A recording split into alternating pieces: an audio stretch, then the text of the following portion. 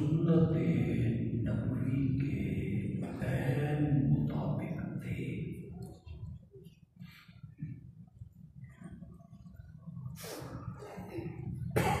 جبکہ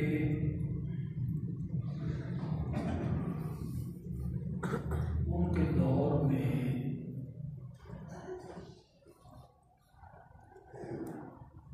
ترقی کے یہ مواقع نہیں تھے۔ سیرت کے عنوان سے اس قسم کے جلسے بھی نہیں تھے۔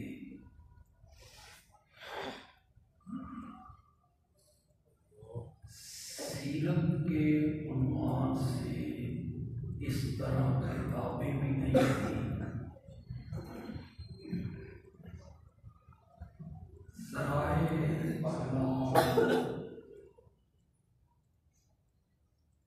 یہ بھی نہیں تھے۔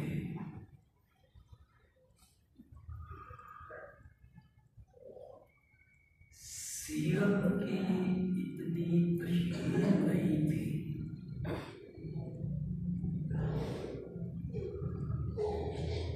مگر ان کی سیرتیں اعلیٰ بھی تھیں، اجلا بھی، اجلا بھی۔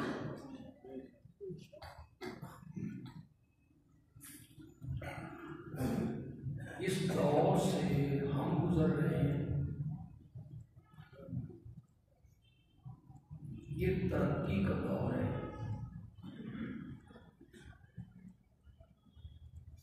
ذرائع ابلاغ ہیں، radio, T V, social media, press, speaker, اخبارات، رسائل، جرائد، جلسے، جلوس، تقریریں، نعتیں۔ لیکن سیرت کی جتنی تشہیر آج ہے، ہماری سیرتیں اتنی ہی خستہ ہو رہی ہیں۔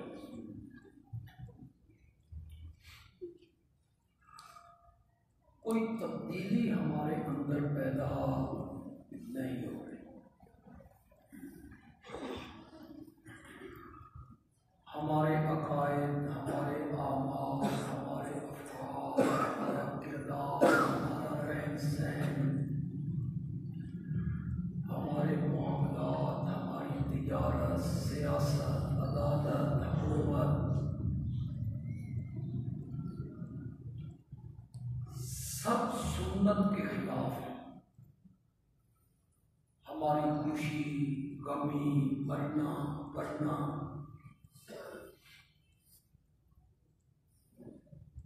اس کی وجہ کیا ہے؟ یہ میں پچھلے 2 جمعوں سے اسی تمہید کو لے کے چل رہا ہوں کہ ان لوگوں کے دور میں سیرت کی اتنی تشہیر نہیں، مگر ان کی سیرتیں اعلیٰ ہیں۔ بندہ سنتا ہے، پڑھتا ہے تو حیران ہو جاتا۔ ہمارے ہاں سیرت کا بڑا چرچا ہے، جلوس ہیں، جلسے ہیں، نعرے ہیں، مگر ہماری سیرتیں اتنی ہی خراب ہیں، خستہ ہیں، ناگفتہ بھی ہیں۔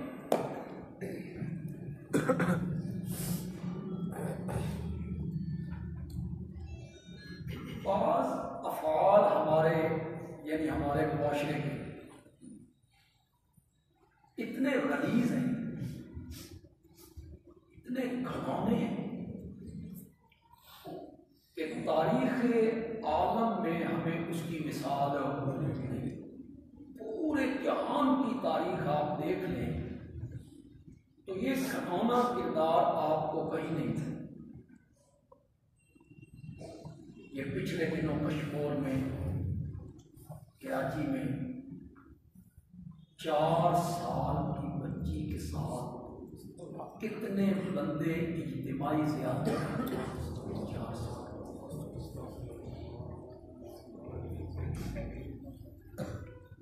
کلمہ پڑھتے ہیں،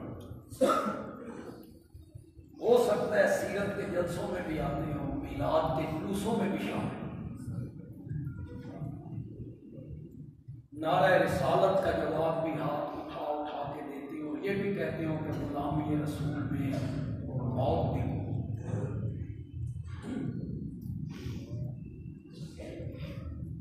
پتہ نہیں آپ نے سوشل میڈیا پہ دیکھا یا نہیں دیکھا، تھانے میں اس 4 سال کی بچی نے اپنی سلوار اتار کے پولیس والوں کو دکھایا، اس کے ساتھ کیا ہو گیا۔ آپ پوری انسانیت کی تاریخ پڑھ جائیں، آپ کو ایسا غلیظ اور گھناؤنا عمل کسی امت میں بھی نہیں۔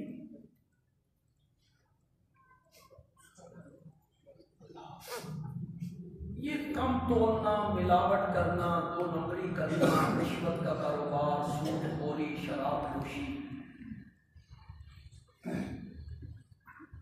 یہ تو پہلی امتوں میں بھی رہے، جاہلیت میں بھی یہ باتیں رہیں، قتل و غارت، ظلم، زیادتی، عورتوں کے حقوق کو پامال کرنا، ماں باپ کی نافرمانی، اولاد کے حقوق کی پامالی۔ لیکن یہ گھناؤنی بات 7 سال کی بچی، 6 سال کی بچی، 5 سال کی بچی، اس کے ساتھ اجتماعی اس کی عصمت دری، اس کا سبب کیا ہے؟ عقائد ہمارے خراب ہیں، اعمال خراب ہیں، افعال خراب ہیں، کردار خراب ہے، معاملات خراب ہیں، لین دین میں ہم اتنے برے ہو گئے کہ شاید دور جاہلیت میں بھی یہ تصور نہ ہو۔ قرض کا لین دین ہے، باقی معاملات ہیں، یتیموں کے حقوق ہیں، دوسروں کے حقوق کی پامالی ہے، دوسروں کے حقوق کو پاؤں کے نیچے روندنا ہے۔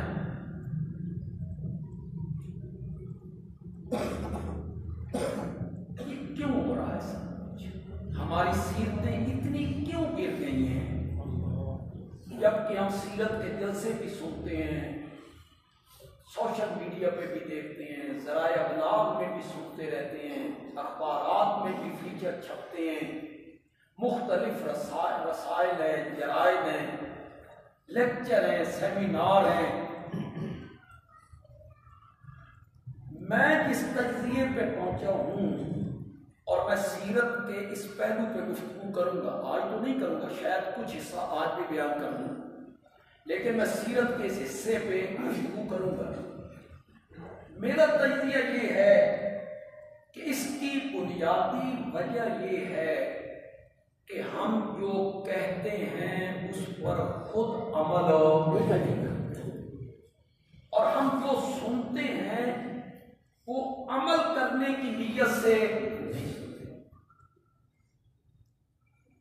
عمل کرنے کی نیت سے ہم کوئی چیز نہیں پڑھتے، کوئی فیچر، کوئی مضمون کہ ہم پڑھیں گے ہمارے آقا کی سیرت کیا ہے، کہ ہم اسے اپنی عملی زندگی میں جاری کریں گے۔ ہم اس نیت سے کوئی چیز نہیں پڑھتے، اس نیت سے کوئی تقریر نہیں سنتے، ہم کانوں کی لذت کے لیے سنتے ہیں۔ لوگوں کے ذہن میں ہوتا ہے کہ یہ مولوی صاحب بڑے سریلے ہیں، بڑی سر لگاتے ہیں، شعر و شاعری بڑی کرتے ہیں، سیف الملوک بڑی پڑھتے ہیں، تو ہم اس نیت سے سن رہے ہیں۔ ہمیں یہ سروکار نہیں ہے کہ جو کچھ ہم نے سننا ہے ہم نے اس پر کیا کرنا ہے، اس کے ساتھ ہمیں سروکار نہیں۔ ہم کسی کا جوش، جذبہ، ولولہ، نعرے، وہ کانوں کی جو لذت ہے نا، بس صرف اس کے لیے ہم خطاب سنتے رہتے ہیں، تقریریں سنتے رہتے ہیں، علماء کرتے رہتے ہیں، خطیب کرتے رہتے ہیں، نہ بیان کرنے والے کا اس پہ عمل ہوتا ہے اور نہ سننے سننے والے اس پر عمل کرنے کی زحمت گوارا نہیں کرتے۔ یہ وجہ ہے ہماری سیرتوں کے خراب ہونے کی، یہ وجہ ہے ہمارے یعنی معاملات کے خراب ہونے کی، یہ وجہ ہے ہماری ناکامی کی، یہ وجہ ہے ہماری شکست کی، یہ وجہ ہے ہماری ذلت کی۔ اور ان لوگوں کو جو عزتیں ملی، عظمتیں ملی، جن کے واقعات میں نے بیان کیے، اس کی وجہ یہ تھی کہ وہ کہتے کم تھے، سنتے کم تھے، عمل کی نیت سے سنتے تھے کہ جو ہم نے سنا ہے ہم نے اس پر کیا کرنا ہے؟ عمل کرنا ہے۔ جو ہم نے کہنا ہے ہم نے اس پر عمل کرنا ہے۔ ہم سیرت کے جلسے سنتے ہیں، فیچر بھی پڑھتے ہیں، سیمینار بھی، مختلف اسکالر کے لیکچر بھی، تو سیرت کیا کہتی ہے؟ میرا نبی دنیا میں آیا تھا لوگوں کو یکجائی بنانے کے لیے، ان کی پیشانیاں 10 سے اٹھا کر ایک کے دروازے پہ جھکا دی جائیں۔ اور میں سمجھتا ہوں کہ سیرت کا سب سے بڑا پیغام بھی یہی ہے، لوگ مانے یا نہ مانے، کوئی اس کی طرف توجہ دے یا نہ دے، ہمارے اس طریقے سے اتفاق کرے یا نہ کرے، اس کی اپنی مرضی ہے یہ حقیقی بات۔ حسن کے بیان کرنے کا نام سیرت نہیں ہے، میرے نبی کی خوبصورتی کو بیان کرنے کا نام سیرت نہیں ہے، یہ نبی پاک کی سیرت نہیں ہے۔ ورنہ آپ بتائیں، جب آپ کو نبوت نہیں ملی تھی، آپ نے نبوت کا دعویٰ نہیں کیا تھا، اس وقت آپ خوبصورت نہیں تھے؟ بولتے کیوں نہیں؟ تو پھر یہ کس کی سیرت بیان کر رہے ہو بھائی؟ حسین تو آپ پہلے بھی تھے، جمیل تو آپ پہلے بھی تھے، خوبصورت تو آپ پہلے بھی تھے، زلفیں بھی خوبصورت ہیں، رنگ بھی خوبصورت ہے، دانت مبارک بھی خوبصورت ہے، یہ ساری چیزیں موجود ہیں۔ اس کے بیان کرنے کا نام سیرت النبی ہے؟ یہ سیرت ہے محمد ابن عبداللہ کی، اور میں جس سیرت کے حصے کو آپ کے سامنے رکھ رہا ہوں وہ سیرت ہے محمد الرسول اللہ۔ یہاں سے یہ پیغام سنانا میرے نبی نے شروع کیا تھا، حالات بدل گئے تھے جب میرے نبی نے یہ پیغام سنایا، رسالت کا پیغام سنایا، وہاں سے میرے نبی کی سیرت کی ابتدا ہوئی تھی۔ حسن تو پہلے بھی تھا، جمیل تو پہلے بھی تھے، امین بھی تھے، صادق بھی تھے، شرافت بھی تھی، حیا بھی تھا، ساری خوبیاں موجود ہیں۔ پتہ نہیں کتنے میرے جملے کو آپ سمجھیں گے، سارے کمال موجود ہیں، ساری خوبیاں موجود ہیں، سارے اوصاف موجود ہیں، حسن بھی ہے، جمال بھی ہے، رعنائی بھی ہے، خوبصورتی بھی ہے، امانت بھی، دیانت بھی، صداقت بھی، شرافت بھی، زلفیں بھی خوبصورت ہے، رنگ بھی خوبصورت ہے، لیکن 40 سال تک مکے سے باہر کوئی بندہ میرے نبی کو جانتا بھی نہیں ہے، نہ طائف والے جانتے ہیں، نہ جدے والے جانتے ہیں، نہ مدینے والے جانتے ہیں، نہ عراق والے، نہ شام والے، نہ حبش، کسی کو کوئی پتہ نہیں کہ مکے میں کوئی محمد ہوتا ہے، عبد المطلب کا پوتا ہے، کوئی بندہ نہیں جانتا۔ ساری خوبیاں، سارے اوصاف، سارے کمال کے باوجود مکے سے باہر کوئی نہیں جانتا۔ اور جب میرے نبی نے پیغام سنانا شروع کیا تو پھر فرش تو فرش رہ گیا، عرش پہ بھی میرے نبی کے نام کی دھومیں مچ گئی، پھر ہر طرف محمد صلی اللہ علیہ وسلم۔ سیرت کو اس حصے کو کیوں نہیں بیان کرتے ہو بھائی؟ ساری تقریر حسن و جمال میں بیان کر کے ختم کر دیتے ہو۔ یہاں سے میرے نبی کی اصل سیرت شروع ہو رہی ہے، وہاں تمہیں سانپ سونپ جاتا ہے۔ میرے نبی کی سیرت کی ابتدا ہوئی تھی اس دن جب میرا نبی کوہ صفا پہ آیا تھا اور میرے نبی نے اعلان نبوت کر کے اللہ کا پیغام سنایا تھا، قولوا لا الہ، یہ اس لیے نہیں سناتے ہو، اس میں اپنی خواہشات پہ چھریاں پھرتی ہیں، جھوٹے معبودوں کے بت گرانے پڑتے ہیں، غیر اللہ سے جو امیدیں وابستہ کی ہوئی ہیں وہ ختم کرنی پڑتی ہیں۔ لا الہ الا اللہ، اس دعوت کا خلاصہ یہی تھا نا کہ سجدے کے لائق ہے صرف کون ہے؟ نظر و نیاز کے لائق ہے تو صرف کون ہے؟ اس کائنات کا مالک و مختار صرف اور صرف کون ہے؟ معبود وہی ہے، غائبانہ پکارے سننے والا صرف وہی ہے۔ اگر یہ بات نہ ہوتی تو بار بار قرآن کیوں کہتا انک انت السمیع، انک انت السمیع، ان حرف تاکید ہے،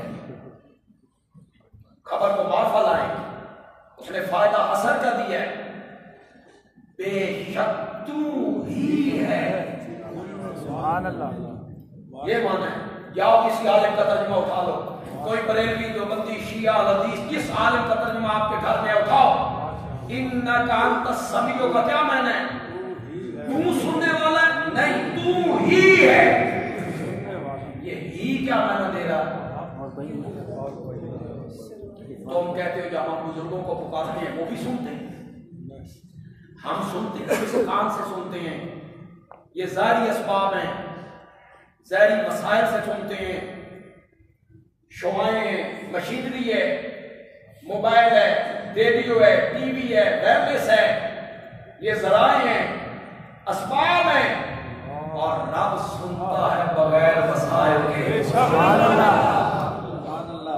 تو ہی ہے السمیع لکل دعائیں العلیم لکل حال، ہر ایک کی حالت کو جاننے والا صرف تو ہے، اور ہر ایک کی دعاؤں کو سننے والا بھی صرف تو ہی ہے۔ میرا نبی تو یہ پیغام لایا تھا، تم نے سیرت کو کہاں سے شروع کیا؟ صرف حسن بیان کرنے کا نام سیرت ہے، صرف جمال؟ میں انکار نہیں کر رہا ہوں، آپ میں کوئی نیا آدمی آیا ہو تو شاید وہ غلط فہمی کا شکار نہ ہو جائے کہ میں حسن کا انکار کر رہا ہوں۔ نہیں، میرا نبی صرف حسین نہیں ہے، میرا نبی حسینوں میں آسن ہے، میرا نبی صرف جمیل نہیں ہے، میرا نبی جمیلوں میں اجمل ہے۔ کسی شاعر نے کہا تھا رنگ خوشبو صبا چاند تارے کرن، پھول شبنم شفق آب یوں چاندنی، تیرے معصوم پیکر کی تخلیق میں اس نے فطرت کی ہر چیز کام آ گئی، رنگ بھی، خوشبو بھی، صبا بھی، پھول بھی، شبنم بھی، آبیو بھی، چاندنی، رنگ خوشبو صبا چاند تارے کرن، پھول شبنم شفق آبیو چاندنی، تیرے معصوم پیکر کی تخلیق میں اس نے فطرت کی ہر چیز کام آ گئی۔ میرے اللہ نے سب کچھ نچھاور کر دیا، آپ سے بڑھ کے حسین کوئی نہیں، آپ سے بڑھ کر جمیل کوئی نہیں، آپ سب سے بڑھ کر حسین ہیں، سب سے بڑھ کر جمیل ہے۔ میں کہنا یہ چاہتا ہوں اس کے بیان کرنے کا نام سیرت نہیں ہے، سیرت ہم بیان کرتے ہیں۔ یہاں سے محمد ابن عبداللہ محمد الرسول اللہ بن گیا، تو کب؟ جب میرے نبی نے پیغام سنایا، قولوا لا الہ الا اللہ۔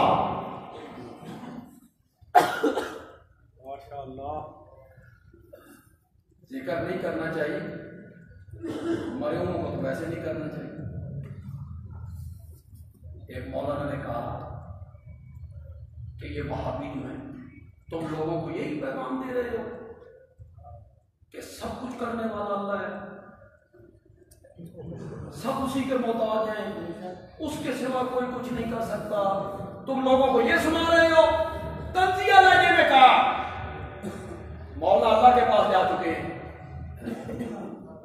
یہ میں نہیں کہتا، قرآن کہتا ہے. اللہ تمہیں قرآن پڑھنے کی توفیق دے. یہ قرآن کہتا ہے للہ ملک السماوات والارض تبارک الذی بیدہ الملک قل اللہم مالک الملک تؤتی الملک من تشاء تنزع الملک ممن تشاء وتعز من تشاء بیدک الخیر.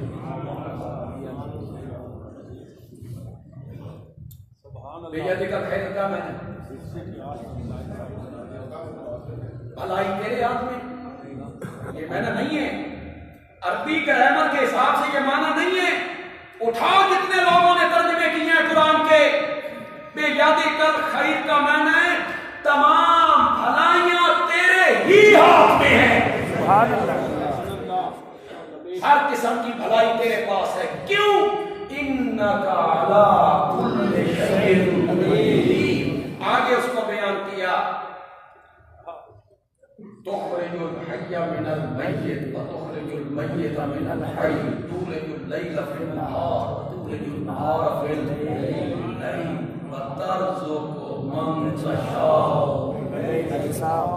ہم کہتے ہیں کہ یہ ہم کہہ رہے ہیں کہ سارے اختیار اللہ کے پاس ہیں. یہ ہم کہہ رہے ہیں، یہ ہماری بات ہے، یہ قرآن کی بات ہے.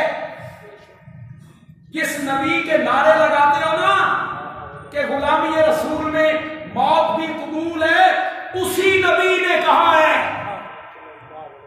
اسی نبی نے کہا ہے فَلْيَسْأَلْ أَحَدُكُمْ حَاجَتَهُ كُلَّهَا.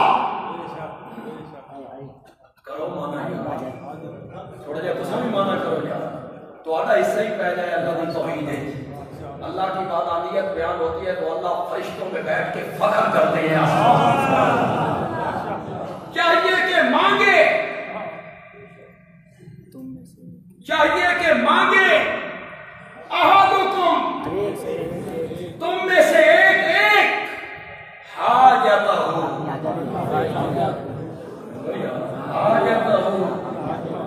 کھلا. یہ میں کہہ رہا ہوں کہ یہ وہابی کہتے ہیں ساری حاجتیں اللہ سے مانگو. یہ آقا نامدار کہہ رہا ہے، یہ امام الانبیاء کہہ رہے ہیں چاہیے کہ تم میں سے ایک ایک مانگے اپنی ہر حاجت اپنے رب سے حتی شسع نالہ. میرے پیارے پیغمبر کیسی توحید سکھائیے. حتی شسع نالہ اذا انقطع، یہاں تک کہ جوتی کا تسمہ ٹوٹ جائے. اللہ اتنی نتھری ہوئی توحید سکھائی میرے نبی نے. آج اسی نبی کا نام لے کر شرک کی دعوت دیتے ہو، اسی نبی کے نام کے نعرے مار کر لوگوں کو غیروں کے دروازے پہ بھیجنا چاہتے ہو. جس نبی نے کھینچ کھینچ کے لوگوں کو رب کے دروازے پہ ڈالا تھا. حتی شسع نالہ اذا انقطع، یہاں تک کہ جوتی کا تسمہ ٹوٹ جائے تو وہ بھی رب سے مانگنا. آگے میرے نبی نے حد کر دی. کیوں؟ حتی شسع نالہ اذا انقطع فإنہ ان لم یجسرہ لم یتجسر او کما قال النبی صلی اللہ علیہ وسلم. مجھے کعبہ کے رب کی قسم ہے، اگر رب تجھے جوتی کا تسمہ نہ دینا چاہے تو کائنات مل کر تجھے جوتی کا تسمہ نہیں دے سکتی. یہ میرے نبی نے سبق دیا. تم اس نبی کے نام کے نعرے لگا کے اس کا مذاق اڑا رہے ہو. تیری جوتی کا تسمہ بھی ٹوٹ جائے حضرت ابن عباس پیچھے بیٹھے ہوئے سواری پہ، نبی پاک کے چچا زاد بھائی ہیں، نبی پاک سے عمر میں بہت چھوٹے ہیں، وفات کے وقت ان کی عمر 13 سال تھی۔ اب آپ دیکھ لو کتنے چھوٹے ہیں۔ نبی پاک نے فرمایا ابن عباس تجھے ایک بات بتاؤں کہ یا رسول اللہ بتائیے؟ فرمایا اذا سألت فاسأل اللہ، جب بھی مانگنا ہو اللہ ہی سے کرنا ہے۔ اذا سألت، جب بھی تم نے کچھ مانگنا ہو فاسأل اللہ، وَإِذَا اسْتَعَنْتَ، اور جب بھی تم نے مدد مانگنی ہو فَاسْتَعِنْ بِاللَّهِ، یہ میرے نبی نے نصیحتیں کی لوگوں کا مانگنا ہے تو صرف ایک کے دروازے پہ مانگو، یہی وہ در ہے کہ ذلت نہیں ثواب کے بعد، صرف یہی در ہے، ہر در پہ جاؤ گے تو ذلیل ہو جاؤ، یہی وہ در ہے کہ مانگنے کے بعد کوئی ذلت نہیں۔ تم مذاق اڑا رہے ہو کہ یہ وہاں بھی کہتے ہیں کہ ان کے ہاتھ میں کچھ نہیں ہے، وہ کچھ نہیں دے سکتے جی، وہ کچھ نہیں دے سکتے جی، یہ دنیا کو پڑھا رہے ہو۔ ہم نے کہا ہاں دنیا کو وہی پڑھا رہے ہیں جو قرآن نے پڑھایا ہے، جو میرے نبی نے پڑھایا ہے۔ ملک، ملک، اقتدار، اختیار، تسلط، غلبہ صرف عرش والے کا ہے۔ بے شک مالک کون ہے؟ اللہ للہ ملک السماوات والارض لہ ما فی السماوات وما فی الارض۔ قل اعوذ برب الناس مالک الناس مالک الناس الحمدللہ رب العالمین الرحمن الرحیم مالک یوم الدین۔ ہم نے یہ قرآن نہیں پڑھا، اس کی طرف تمہاری توجہ کبھی نہیں گئی؟ جگہ جگہ قرآن کہتا ہے مالک میں ہوں، ملک میرا ہے، اختیار میرا ہے۔ اور جب اللہ منفی لہجہ اختیار کرتی ہے،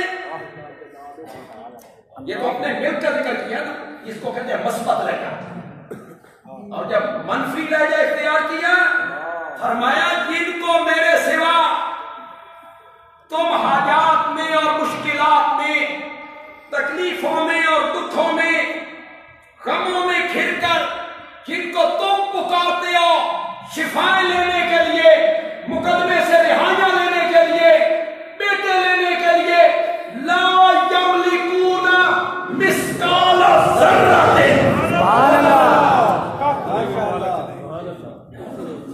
لا یملکون، وہ مالک نہیں ہے، جب تک آپ لوگوں سے مانا نہیں کریں گے میں بھی آگے نہیں بڑھتا۔ وہ مالک نہیں ہے، وہ مالک نہیں ہے۔ وہ کہتا ہے یہ وہابی بیان کرتے ہیں کہ وہ کچھ نہیں دے سکتے، ان کے ہاتھ پلے کچھ نہیں۔ میں کہتا ہوں کہ قرآن کہتا ہے لا یملکون مثقال ذرۃ، وہ ایک ذرے کے برابر کسی چیز کے مالک نہیں ہے۔ پھر سورۃ فاطر میں کہا والذین تدعون من دونہ، جن کو میرے سوا تم پکارتے ہو ما یملکون من قطمیر، ما یملکون، وہ مالک نہیں ہے، من قطمیر، کھجور کی گٹھلی کے اوپر جو باریک سا پردہ ہوتا ہے، جو ایک باریک سا پردہ ہوتا ہے، وہ اس پردے وہ اس پردے کے بھی مالک نہیں ہے۔ رب نے بھی بھائی مشرکاں دے پلے کھ نہیں کیوں، کھ نہیں۔ یہ کہتا ہے چھپر پھاڑ کے دیتے ہیں، مجھے جو کچھ دے رکھا ہے میرے حضرت صاحب کی نظر کرم ہے، میری جھولی فلاں بھریں گے۔ اللہ نے فرمایا کھجور کی گٹھلی کے اوپر جو باریک سا جو ایک باریک سا پڑتا ہے اس کے بھی مالک نہیں ہے، اس پردے کی کوئی قیمت نہیں۔ کروڑ پردے اکٹھے کرو پھر بھی قیمت کوئی نہیں۔ یہ تمہارے نقطۂ نظر سے ہے اور ہمارے نقطۂ نظر سے اللہ نے فرمایا ہم نے یہ پردہ اس لیے چڑھایا تاکہ کھجور کی جو کھٹاس ہے نا وہ کھجور کی مٹھاس کی طرف نہ چلی جائے. مالک میں کون ہوا؟ کس کا ہوا؟ جس نے پردہ لگا کے اس کھٹاس مٹھاس کو روک لیا. ما یملکون من قطمیر. کبھی آپ نے غور کی اللہ یہ بھی کہہ سکتے تھے ما یملکون من ذرۃ ما یملکون من شیء. وہ ایک ذرے کے مالک نہیں، کخ کے مالک نہیں، یوں تو کہہ سکتے. کھجور پسند آ جائے بات تو پھر کھجور، گٹھلی، پردہ. مولانا حسین علی بولے سبحان اللہ. مولانا حسین علی نے کہا اللہ نے یہ مثال دے کے سمجھایا قبر کو سمجھو کھجور کی طرح، گٹھلی کو سمجھو میت کی طرح، پردے کو سمجھو کفن کی طرح. میرے سوا جن کو تم پکارتے ہو وہ تو اپنے کفنوں کے بھی مالک ہیں. کفن بھی ان کے اختیار میں ہے. یا فقہ کی کتابیں اٹھاؤ. فقہ تو دونوں طبقوں کی ایک ہی ہے نا. فقہ حنفی یا ہدایہ اٹھاؤ، قدوری اٹھاؤ، کنز اٹھاؤ، شرح وقایہ اٹھاؤ، قاضی خان اٹھاؤ، بیر الرائق اٹھاؤ، عالمگیر، کوئی سی کتاب اٹھاؤ یہ لکھا ہوا نہ ملے بندیانی کا گریبان آ کے پکڑو کہ میت کی ملکیت نہیں ہے. اللہ نے فرمایا جن کو تم پکارتے ہو حاجت روا مشکل کشا سمجھ کے وہ تو اپنے کفنوں کے مالک بھی. چلو یار یہ تو توحید ایک موضوع ایسا ہے ہم تھوڑے سے ادھر نکل آئے. موضوع اصل میرا یہ نہیں ہے. موضوع میں کیا بیان کر رہا ہوں کہ جو ہم سنتے ہیں کہتے ہیں اس پر ہمارا عمل نہیں ہو، اس لیے ہماری صحتیں کیا ہو رہی ہیں خراب.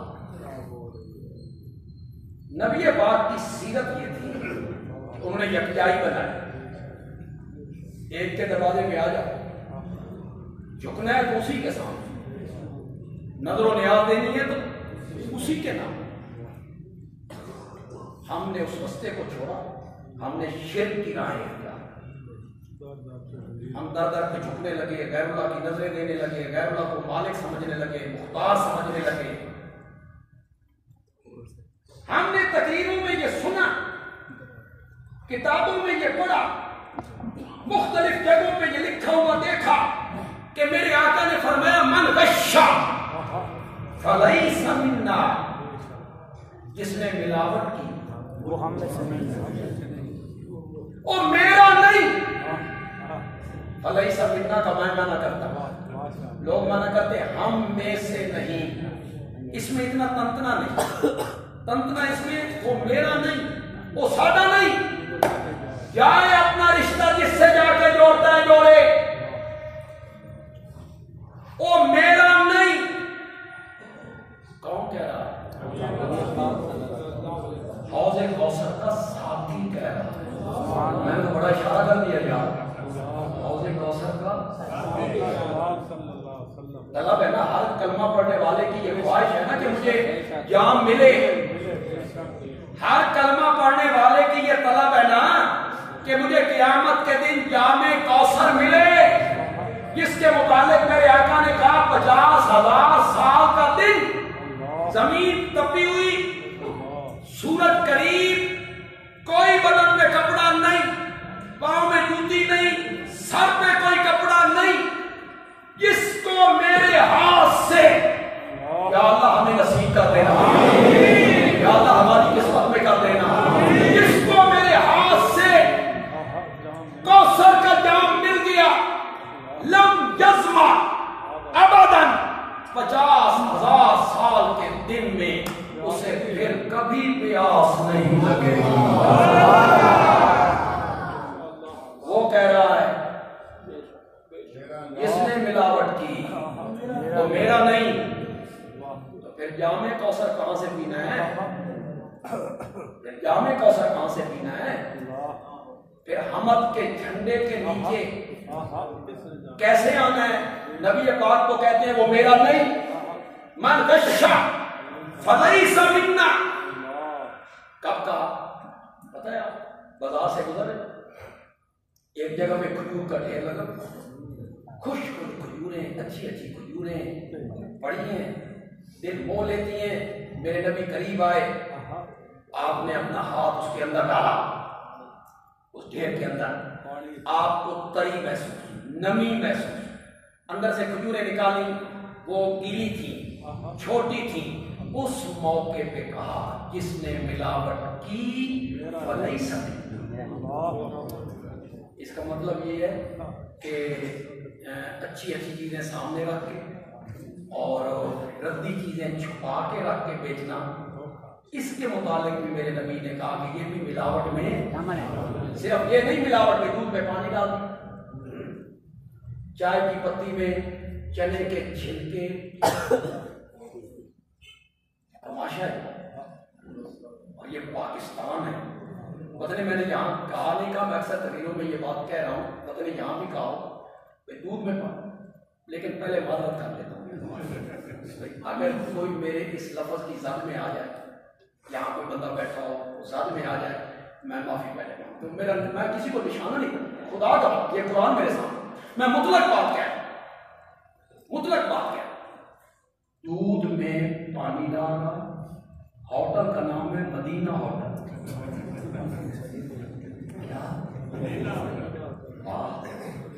پاکستانیوں کے آپ کام دیکھے گا، ملاوٹ کر رہا ہے، ہوٹل کا کیا نام؟ چائے کی پتی 2 نمبر مکہ جنرل سے کرو، نام دیکھیں مکہ جنرل سے۔ پیٹرول پمپ پیمانہ بھی کم ہے، ملاوٹ بھی، بسم اللہ پیٹرول پمپ، نام کیا رکھا ہوا؟ بسم اللہ پیٹرول۔ اسی پہ مر گیا ہو گیا، ناموں پہ زہری نمود و نمائش پہ مدینہ ہوٹل رکھ کے کام بھی تو وہی کرو نا، لیکن اتنے مدینہ کی ریاست کا نعرہ مار کے بندہ کام نہیں کرتا۔ مدینہ ہوٹل نام رکھ کے کسی نے کام کیا کرنا، مکہ جنرل سے۔ بڑی اچھی ایک چائے کی پتی ہے، میں خود چائے کا بڑا شوقین آدمی ہوں، پیتا صرف 2 دفعہ ہوں لیکن پیتا اچھی۔ خیر مجھے سب سے زیادہ تکلیف یہی رہتی ہے کہ مجھے مزاج کے مطابق چائے نہیں ملتی۔ انہوں نے میں جس طرح پتی آکھا ہو وہ آکھتے نہیں تو مہینہ پورے پانے ہیں پتی کے، پتی ایک جگہ سے خریدی، اللہ اکبر، جن سے خریدی کیا کروں گا، عام بندے نہیں تھے، بڑے نیک سالے، پتی خریدی گئی، 15 دہاڑی میرے گھر میں لڑائی رہی، یاد بھول گئے ہو کی ہو گیا جی، کبھی دودھ والے کی شکایت ہوتی ہے کہ دودھ اچھا نہیں، بعد میں بات کھلی پتی کیا ہے، اور ملتی بھی وہ 900 کی کلو ہے، لیکن وہ 2 نمبر، انا للہ، اس دن سے بڑا اعتماد اٹھا گیا۔ سالے لوگ، نیک لوگ، نیکی کا لیبل لگا کے 2 نمبر کام، نام و نمائش میں بس مر گیا پاکستان۔ کفن ملنا چاہیے، آب زمزم سے دھلا ہوا، وہ پہن کے ہم چلے گئے نا، ساری زندگی سود کھایا، رشوت لی، حرام خوری کی، کم تولا، اللہ تعالیٰ کہیں گے فرشتوں کو ایک آب زمزم کا کفن پا کے آ گیا یار، ایک غریب آیا، غریب اس کے پاس آب زمزم کا کفن نہیں، اس میں جانا بھی سو، یہ تو اللہ کے عدل کے خلاف ہے بھیا، اور یہ اللہ کے عدل کے خلاف ہے۔ اللہ عادل نہیں رہتا، منصف نہیں رہتا، اللہ امیر لوگوں کو بخش دے۔ آب زمزم کا پہنا ہوا کفن یہ بندے کو نہیں بخشواتا، بخشش ہوگی ایمان پر اور اعمال صالحہ پر، چاہے کفن ملے یا سفید چادر پر ڈال کے دفن کر دو، ایمان ٹھیک ہے، عمل اوت کے میدان میں دیکھو تو صحیح کفن پورا بھی نہیں سی آتا، پتہ نہیں سمجھو کہ نہیں سمجھو، کفن پورا بھی نہیں سی آتا۔ اور میرے نبی نے جنت میں ان کا محل بھی دیکھا، اور جو میرے نبی کا کرتا لے کے چلا گیا قبر میں،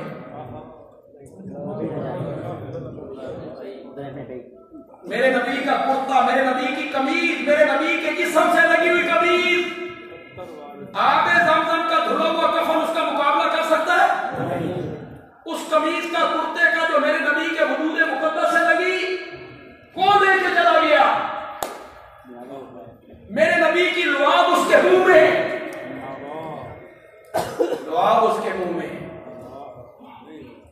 اور اللہ نے کہا استغفر لہم او لا تستغفر لہم ان تستغفر لہم 70 مرۃ، 70 بار بھی بخشش کی دعا مانگ، ہم نے اسے معاف نہیں کرے۔ کفنوں سے معافیاں ملتی ہیں، آیت الکرسی لکھی ہوئی چادر اوپر ڈالی ہے۔ میرے نبی نے کہا سفید کپڑوں میں اپنے مردوں کو کفن دیا،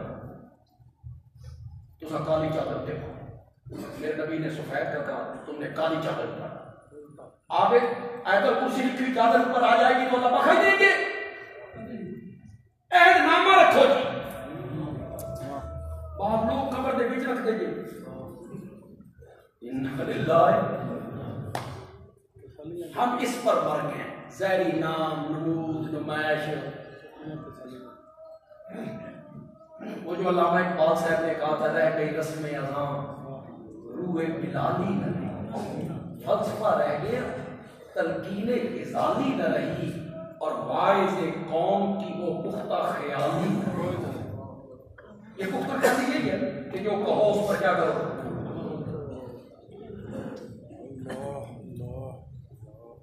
ملاوٹ صرف یہ نہیں ہے، یہ کم تولنا، جو یہ کم تولنا منع کی، کتنی جگہ قرآن نے اس کو منع کیا، لوگوں کو چیزیں کم تول کے، کم ماپ کے، جگہ جگہ منع کی، جگہ جگہ۔ حضرت شعیب کی قوم کا ذکر نہیں کی، ان پر عذاب آنے کا جو سبب تھا شرک کے بعد وہ یہی تھا نا، سورۃ اعراف پڑھو، سورۃ ہود پڑھو، حضرت شعیب منع کرتے تھے اپنی قوم کو، پورا تولو، لوگوں کو ان کی چیزیں گھٹا کے مت دو۔ آج بولو، ہم سنتے ہیں، پڑھتے ہیں، نعرے بھی لگاتے ہیں، غلامی رسول میں موت بھی قبول ہے، تو یہ کم کون تولتے ہیں؟ ہندو، سکھ، غلامی رسول میں داڑھی قبول نہیں، نہ وہ نہیں، وہ صاف ہے۔ غلامی رسول میں کیا قبول ہے؟ پہلے سنت پہ عمل تو کر۔ ہم سنتے ہیں یہ جو ملاوٹ کرنے والے لوگ ہیں، یہ جو کم تولنے والے لوگ ہیں، یہ جو کم ماپنے والے لوگ ہیں، یہ مسلمان نہیں، مسلمان ہیں، کلمہ پڑھتے ہیں، میرے نبی کے نام کے نعرے بھی لگاتے ہیں، میلاد النبی کے دن دکان جھنڈیوں سے سجاتے ہیں، جھنڈے بھی لگاتے ہیں، آتش بازی بھی، لیٹرنگ بھی، مولانا کے گلے میں 1000 کے نوٹ بھی، پھر مولانا وہاں کھڑے ہو کے سند عطا کرتے ہیں، جنہوں نے آج جھنڈیاں زیادہ لگائی ہیں، نبی ان پر کیا ہو گیا؟ مولانا بھی اس دن بیان نہیں کرتے کہ نا نبی تب راضی ہوگا جب تجارت نبی کے طریقے کے مطابق۔ وہاں مولانا کو یہ کہنا چاہیے ताजिरों की इस्लाह करनी चाहिए। ये क्या हुआ कि झंडियां लगाएं नबी राजी हो जाए, लैट्रिन कर दें और नबी राजी हो जाए, नारे लगा लें। इस दफा तो हद हो गई है। याद आपने देखा होगा सोशल मीडिया पे मॉडल बनाए गए बैतुल्लाह के, फिर मस्जिद नबवी के, और फिर चेहरे पे सुन्नत रसूल भी है, पगड़ी भी है, उम्र भी बुढ़ापे को छू रही है, इधर कवाली लगी हुई है, और वो किसके नाम पर? इन्नल्लज़ीना इत्तख़ज़ू दीनहुम लहवन व लाइबा। कुरान ने जो यहूदियों के नक्शे खींचे हैं ना, खुदा की कसम में बड़े नक्शे खींचे, जिक्र यहूदियों की है। इन्नल्लज़ीना इत्तख़ज़ू दीनहुम लहवन व लाइबा, जिन लोगों ने अपने दीन को खेल और तमाशा बना। ये खेल तमाशा नहीं, खेल तमाशे, नाचना कूदना, मॉडल बनाना, बैतुल्लाह का मॉडल बना के उसके गिर्द गिर्द तवाफ करना, रोज़े रसूल का मॉडल बना के उसे चूमना, ये सारा खेल तमाशा है ना, ये हकीकत तो नहीं है ना। मेरे अर्ज करने का मकसद ये है कि हमारी सीरतें इसलिए बर्बाद हो रही हैं कि हम जो कहते हैं और जो सुनते हैं उस पे हमारा अमल हो। हम सिर्फ गानों की लज्जत के लिए सुनते चले जाते हैं, हम नारे लगाने के बड़े शौकीन हैं, अमल हम नहीं करते। हमारी शरीयत ने कहा, मेरे नबी ने कहा, कम न तोलो, कम न मापो। कुरान ने कहा सूद छोड़ दो। कहा या नहीं कहा? बोलते क्यों नहीं हो? छोड़ दो सूद, जो बाकी सूद है खत्म करो। आगे सुन, खुदा की कसम, किसी जुर्म पर इतने सख्त लफ्ज अल्लाह ने इस्तेमाल नहीं किए। जिना पे नहीं, डाका नहीं, कत्ल, इतने सख्त लफ्ज किसी जुर्म पे इस्तेमाल नहीं हुए जो सूदखोरी पर इस्तेमाल हुए। छोड़ दो सूद खाना, लेना देना। नहीं छोड़ते हो तो अल्लाह और अल्लाह के रसूल के साथ फिर ऐलान जंग है। किसके साथ ऐलान जंग? जंग दोस्तों से होती है, दुश्मनों से। बोलते क्यों नहीं हो? दुश्मनों से। बोलते क्यों नहीं हो? कुरान तो कहता है कि जो सूद खाने वाले हैं, जो मेरे और मेरे नबी के दुश्मन हैं, मैं ऐलान जंग करता हूं, मेरे साथ है उनकी जंग। आज जो सूदी कारोबार है, सूद का लेन देन है, ये वही लोग नहीं कर रहे हैं जो नारे लगाते हैं गुलामी रसूल में, वो बहुत भी वही लोग कर, वो हिंदू तो नहीं कर रहे हमारे मुल्क में, मुसलमान ही कर रहे। हम जो कहते हैं, जो सुनते हैं, जो कुरान में पढ़ते हैं, हम अमल करने के लिए काम नहीं करते, अमल करने के लिए करना है। रिश्वत है, रिश्वत, अरबाशी और मुर्तशी,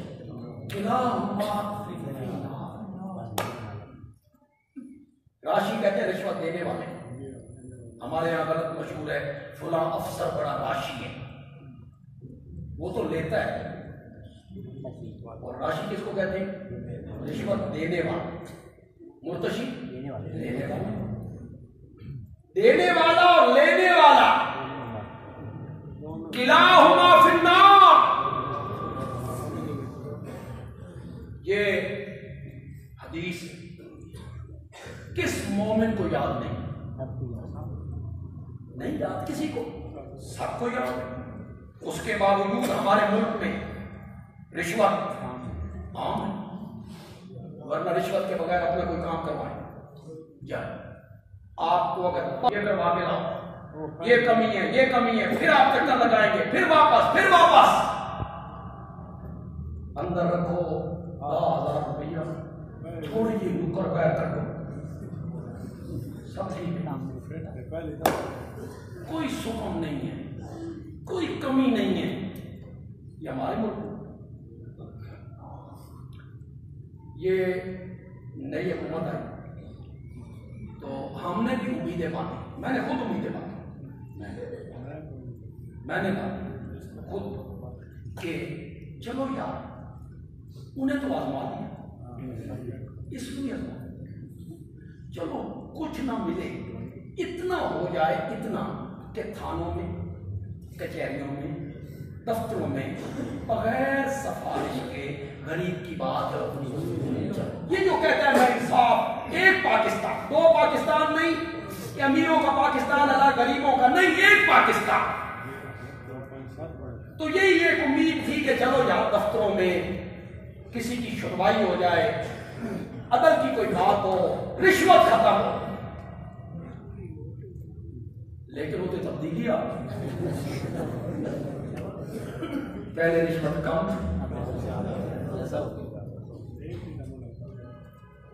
پہلے ریٹ چیزوں کے اور تھے، اب میں خود شوگر کا مریض ہوں، میری اپنی دوائی جو تقریباً 1100 کی آیا کرتی تھی وہ میں 2100 کی دیتا، میں تو دعاؤں دینی ہی نہیں،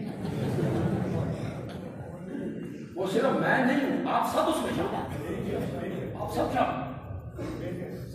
دوائی تو ایک ضرورت ہے نا، ہر گھر کی ضرورت ہے، ہر گھر میں شوگر کے 1-2 مریض، آپ کو پتہ ہے کہ وہ کہاں سے کہاں پہنچے. جمعے کا وقت کیونکہ بڑا قلیل ہوتا ہے، تو آپ یہ موضوع ذہن میں رکھیں، یہ چلائیں گے. میں نے سیرت کے، چلو تھوڑی سی آپ کو بات، میں نے سیرت کے اس پہلو پر گفتگو کرنی ہے کہ میرے نبی جو کہتے تھے کر کے دکھایا کرتے. اصل میرا موضوع یہ ہے، اصل میرا موضوع یہ، میرے نبی جو کہتا تھا، یہ سیرت کا بڑا اہم ہے، بلکہ کہتے کم تھے، میرے نبی کر کے زیادہ دکھایا کرتے. اصل میں بھی اس پر گفتگو کرنی ہے، اگلے جمعے شروع ہو جائے. فی الحال تو بس اتنی بات آپ کو بتائی کہ پہلے لوگوں کی سیرتیں اچھی تھیں. کیوں اچھی تھی؟ وہ جو کہتے سنتے تھے اس پر کیا کرتے تھے. ہماری سیرتیں کیوں خراب ہوئی؟ ہمارا معاشرہ کیوں ابتر ہو گیا؟ ہمارا ماحول کیوں خراب ہو گیا؟ اس لیے کہ ہم جو کہتے سنتے ہیں ہمارا اس پہ عمل نہیں. مولانا رضوی اللہ کے پاس پہنچ گئے، اللہ جانے وہ جانے، مرنے والوں کے متعلق شریعت نے کہا ہے کہ اپنی زبانیں کچھ وہ جانے، ان کا اللہ جانے.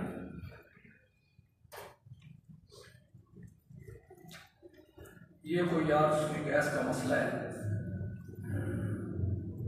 سوئی گیس، باقی گیس تو گھروں میں نہیں آ رہی، کہیں نہیں آ رہی، لیکن یہاں کوئی سنوائی نہیں. ایسے لگتا ہے جیسے گرفتی کسی کی نہیں، کوئی ذمہ داری قبول کرنے کے لیے تیار نہیں.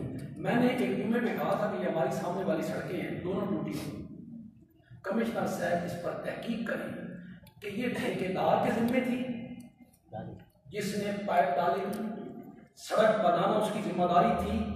اگر اس کی ذمہ داری تھی تو اس نے سڑک کیوں نہیں بنائی؟ میں نے ایک جمعے پہ اپیل کی. اب دیکھیں اس پر، آپ شام کے ٹائم آئیں، آپ گرد و غبار دیکھیں، دھوپ دیکھیں، وہ جو پرلی سائڈ کے دکاندار ہیں ان کی حالت دیکھیں، ساری ٹریفک ادھر والی سڑک پہ چل رہی ہے، ان کے کاروبار متاثر نہیں ہو رہے، ان کے کاروبار متاثر ہو رہے ہیں، اس طرف سے لوگ گزرتے بھی نہیں ہیں. تو میں نے اپیل کی کوئی شکر کم از کم کمشنر صاحب اس کی انکوائری تو کرے نا کہ یہ کس کی ذمہ داری تھی، ٹھیکیدار کی تھی، کس محکمے کی تھی، کارپوریشن کی تھی. کچھ تو یاد نکالے کہ کون تھا کہ یہ سڑک کیوں نہیں بنی. پھر میں آج کہوں گا، پورے محلے کی طرف سے کہوں گا، اس پورے علاقے کی طرف سے کمشنر صاحب سے اپیل کروں گا کہ آپ اس پر غور فرمائیں اور جو آدمی اس میں قصوروار ہے اس کو سزا دیں، اور ہماری یہ سڑک بننی چاہیے. کیونکہ کیا خیال ہے، ہماری یہ سڑک بننی چاہیے. اور گیس کا جو مسئلہ ہے یہ بھی سارے سرگودے کا مسئلہ ہے، کوئی ہمارے محلے کا مسئلہ نہیں ہے. یہ بھی عبد الوسا حل ہونا چاہیے. انشاءاللہ مغرب کی نماز کے بعد درس قرآن انشاءاللہ حسب سابق آج بھی ہوگا 18 میں. آپ تمام حضرات اس میں شامل